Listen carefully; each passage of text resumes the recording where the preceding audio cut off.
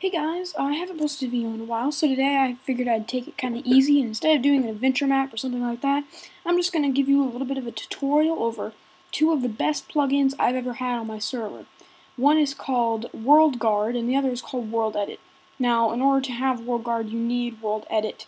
WorldEdit is basically a very quick way to build really intensely large structures.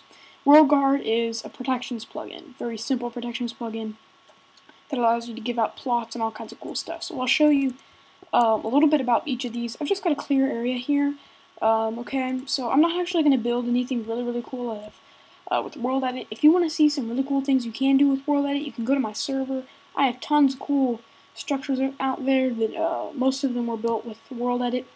WorldEdit can accomplish most of the biggest parts of building. There's a single-player version of WorldEdit. However, in the description, the links that I have are for the actual bucket plugins. So, the only thing you really need to start out with WorldEdit is WorldEdit, WorldGuard, and a wooden axe. Okay, so we're ready to get started. The easiest part of this plugin / mod, whatever you want to call it, is if you get your wooden axe and you left-click in one block, okay, and then you go to another block and you right-click on that block. Then you can type a command, //set, space, and then you can either do the item data value of the block, or you can do a name of a block. I know good values, so this is cobblestone. //set 4 will set it to cobblestone. And whenever I do that, it'll turn that stone into cobblestone. Now if you look under this, alright, it's still stone down there, okay? It just turned what I selected into cobblestone. I can do //set 4 and it'll repair that little hole. I can do //set 1 and go back. You can also do undo and it will undo your moves. You can do undo several times and it'll do that. Then you can also do even bigger, like, oops, didn't mean to do that. You can do it even bigger, like I can select quite a large area here. Alright, you can do anything. You can do //set, let me do 57. That turns it into diamond blocks. You can do 56, which turns it into diamond ore. You can do, you can actually type in the data value, the name of the block, and it'll turn it into that. But the really cool thing about this is that if you left-click in one area, alright, and then you can do a 3D shape. So I can, like, go up here and select the second position is there, //set. Let's do something really distinctive like 57. Now I've created a 3D shape of a diamond block. Okay, so it's really cool. That is the basic idea of WorldEdit. I'm just gonna undo that now. So that's the basic idea of WorldEdit. So now you can get into things that are more complex, okay? So you know how to do that, but you can also do other commands like //walls, and then you can do, let's just do walls of 1, okay? And then it'll make walls. It'll just make a hollow square. So yeah, that's really useful. I find myself building lots of things with walls. There's some things that you don't have to make selections for, but there is one more that I want to show you where you do have to make a selection. Let's say you have this pattern, okay? You have this little pattern, alright? Nothing too hard here, but I mean you can make this pattern as intense as you want, okay? If you just select the area that pattern is in, alright, and then you type //stack and then a number, 5. It'll do that, it'll repeat that process 5 times. This is a very useful command. Now, there's a thing that you need to know. Whatever direction you're facing, okay, that's the direction that it'll do it in. So, if I face this way, for example, I can do /stack 1, and it'll actually go like that. But if I do /stack 7, it will actually, as soon as it loads. So that is the basics. There are some, however, where you don't have to make even selections. You don't even have to have the wooden axe, really. Okay, so I'm back after a bit of a break. The world is still wintering, so it might lag a bit. It's probably lagging throughout this whole thing a little bit, just because I'm playing on my laptop, so it's not necessarily the best computer for the job. But anyway, you can just go like out in the air, okay, and you can do // this is a really cool one for making castles and things, and you can do CYL. Now that stands for cylinder. And then you can do, okay, you can press enter and it'll give you information on that. Block, I want to make it out of glass. So I know that the item ID for glass is 20. The radius, I want to be 5. And the height, I want to be 5. You don't have to enter a second radius. Now, you notice I'm like this, I believe. Yeah, okay.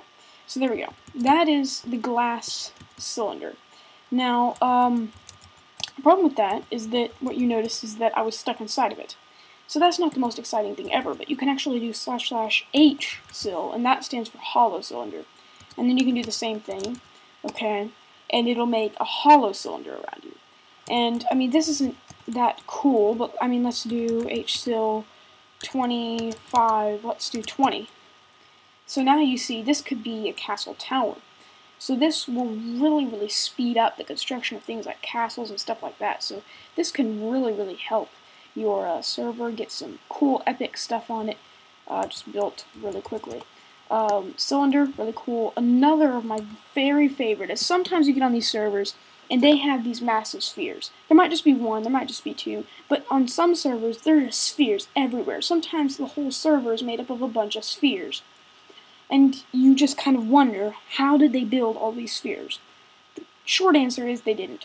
They just typed // sphere, or you can do HSphere for a hollow sphere, and then you can enter a block name and then a size. 10 is a good size.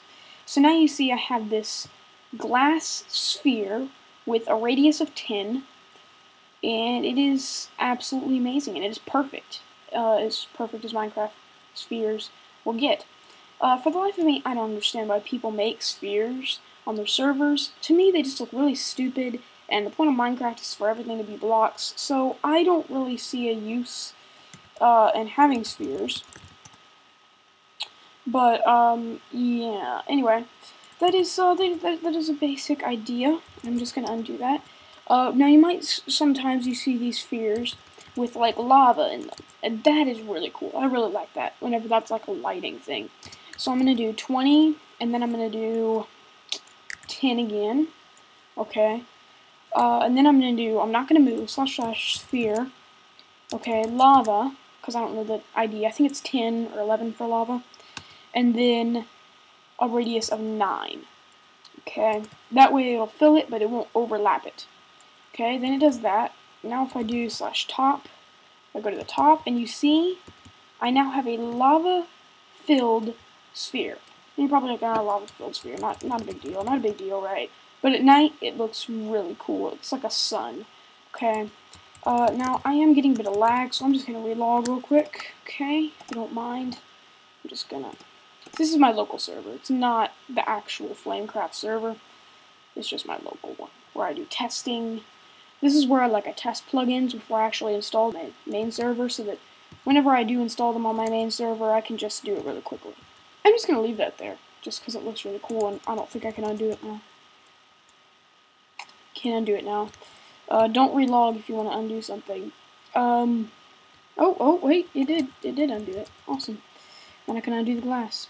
It's a bit glitchy. Undoing lava is hard. I would not suggest making a lava sphere over anything important, or even near anything important, that you don't want there and that doesn't have a covering, because it doesn't go away, really.